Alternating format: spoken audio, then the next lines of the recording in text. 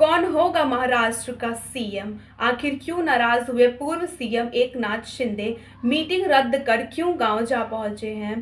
CM पद के ऐलान से पहले ही एकनाथ शिंदे हुए बीमार। जी दोस्तों, ये सवाल महाराष्ट्र की सियासत में ही नहीं बल्कि पूरे देश में एक चर्चा का विषय बना हुआ है, क्योंकि महाराष्ट्र में महाजीत के बाद सीएम के पद को लेकर हंगामा मचा हुआ है। पहले तो शिंदे ने पूरा समर्पण भाव दिखाते हुए गेंद मोदी और अमित शाह के पाले में डाल दिया।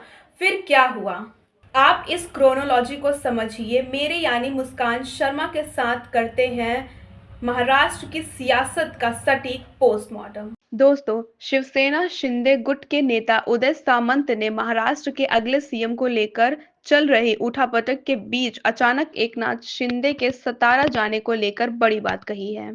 उन्होंने मुख्यमंत्री के नाम को लेकर चल रही सभी अटकलों को खारिज करते हुए कहा कि महाराष्ट्र के कार्यवाहक मुख्यमंत्री एकनाथ शिंदे इस बार सीएम की रेस से बाहर हो जाने से परेशान नहीं है, बल्कि वो बुखार और सर्दी से पीड़ित थे, इसलिए आराम करने सतारा जिले में अपने पैतृक गांव गए हैं। उदय सामंत ने कहा कि गुरुवार रात दिल्ली में केंद्रीय गृह मंत्री अमित शाह से मुलाकात के समय एकनाथ शिंदे अस्वस्थ थे, लेकिन ये बात सियासी पंडितों को भी हजम नहीं हो रही है। उसके पीछे की वजह है क्योंकि उदय सामंत का ये बयान शुक्रवार को ऐसे समय में आया है जब महाराष्ट्र में सरकार गठन में और देरी हो गई है। वहीं शिवसेना शिंदे गुट के एक और नेता संजय सिरसाट ने मीडिया में ये तक कह डाला कि एकनाथ शिंदे अगले 24 घंटे में कोई बड़ा फैसला लेंगे। हालांकि उन्होंने दावा किया कि शिवसेना प्रमुख केंद्रीय मंत्रिमंडल में कोई पद नहीं लेंगे क्योंकि उनकी रुचि महाराष्ट्र की राजनीति में है। वहीं बता दें कि महायुति के सहयोगी दलों भारतीय जनता पार्टी, शिवसेना और राष्ट्रवादी कांग्रेस पार्टी की शुक्रवार को होने वाली अहम बैठक रद्द कर दी गई है क्योंकि एकनाथ शिंदे अपने गांव दरे के लिए रवाना हो गए थे, जिससे महाराष्ट्र विधानसभा चुनाव के नतीजों के एक हफ्ते बाद सरकार गठन में देरी हो गई। मीडिया रिपोर्ट के मुताबिक शिवसेना शिंदे गुट के नेता संजय सिरसाट ने कहा, कल महाराष्ट्र के नेताओं ने केंद्रीय गृह मंत्री अमित शाह के आवास पर मुलाकात की। पीएम मोदी और अमित शाह तय करेंगे कि महाराष्ट्र का अगला मुख्यमंत्री कौन होगा। शनिवार रात तक महाराष्ट्र के सीएम का नाम घोषित कर दिया जाना चाहिए। मुझे जानकारी है कि शपथ ग्रहण समारोह 2 दिसंबर को होगा। एकनाथ शिंदे दिल्ली नहीं जाएंगे। उन्हें दिल्ली की राजनीति से ज्यादा महाराष्ट्र की राजनीति में दिलचस्पी है। सूत्रों के मुताबिक मुख्यमंत्री पद के लिए देवेंद्र फडणवीस का नाम लगभग तय है। चर्चा ये भी है कि क्या राजस्थान और मध्य प्रदेश की तरह बीजेपी सरप्राइज दे सकती है।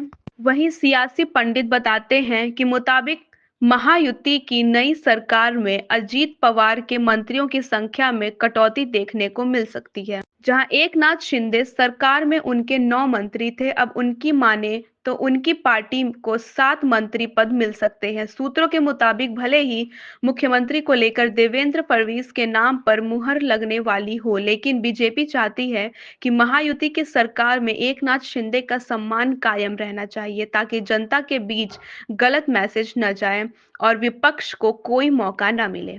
वहीं महायुति की बैठक से पहले कार्यवाहक सीएम एकनाथ शिंदे अपने गृह जिले सतारा चले गए। इसे विपक्ष ने उनकी नाराजगी से जोड़ दिया। हालांकि शिवसेना नेता और खुद एकनाथ शिंदे ने नाराजगी की खबरों को खारिज कर दिया है। इससे पहले कैसे शिंदे ने अमित शाह और मोदी के लिए अपना समर्पण भाव दिखाया था, जरा इसे सुनिए।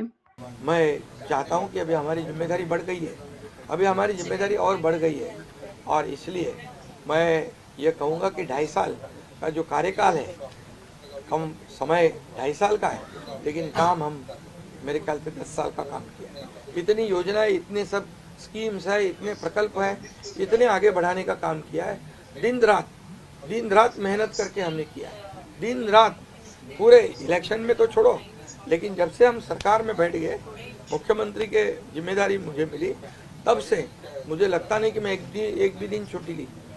जहाँ भी गया वहाँ काम किया और इसलिए ये सभी लोगों ने मेहनत कर कर इतना बड़ा काम करने के बाद इतनी बड़ी जीत हासिल की है और इसमें केंद्र सरकार का बहुत बड़ा योगदान रहा है। एक कॉमन मैन, हर एक को लगता था कि ये अपना आदमी है, ये अपना मुख्यमंत्री है।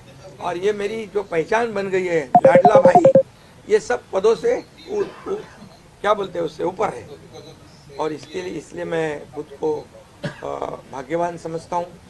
और आप लोगों ने देखा है कि 2-4 रोज से ऐसी चर्चाएं है, कोई नाराज है, कोई बैठा है घर में। हम नाराज बिराज होने वाले लोग नहीं हैं, हम लोग लड़ने वाले लोग हैं, लड़कर काम करने वाले लोग हैं, लोगों के जीवन में बदलाव लाने वाले लोग हैं। इसलिए अभी जो विक्ट्री हासिल हुई है, इससे हमारी और जिम्मेदारी बढ़ गई है। इसलिए महायुति और तेजी से काम करेगी और केंद्र सरकार और राज्य सरकार मिलकर बहुत आगे बढ़ेंगे और निश्चित रूप से इस महायुति की सरकार स्थापित होगी।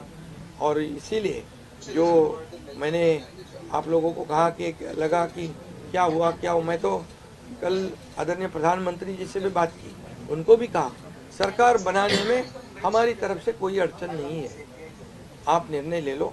जैसे आपके भारतीय जनता पार्टी को आपका निर्णय अंतिम रहता है, हम भी महायुति के कौन लीडर है, एनडीए के लीडर कौन है, मोदी जी है, अमित भाई है। तो उनको कहा कि मैंने अमित भाई जी को भी फ़ोन किया, मोदी जी को भी फ़ोन किया, सरकार बनाने में हमारी तरफ से कोई भी रुकावट, कोई भी अड़चन, कोई भी कुछ भी किसी भी तरह का अड़ंगा नहीं है। आप बेशक आप निर्णय ले लो, उस निर्णय की तामील हो जाएगी, निर्णय की अमल हो जाएगी। और मैं आज आप सबको कहता हूँ कि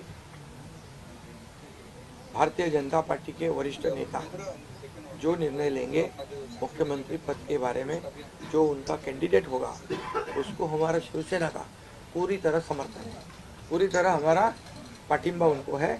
ये आपको बताने के लिए मैंने आज सबको बुलाया। तो दोस्तों, इन सब के बीच एक सस्पेंस अभी भी बना हुआ है कि एकनाथ शिंदे को महाराष्ट्र का डिप्टी बनाया जाएगा या केंद्र में उन्हें कोई बड़ी जिम्मेदारी दी जाएगी।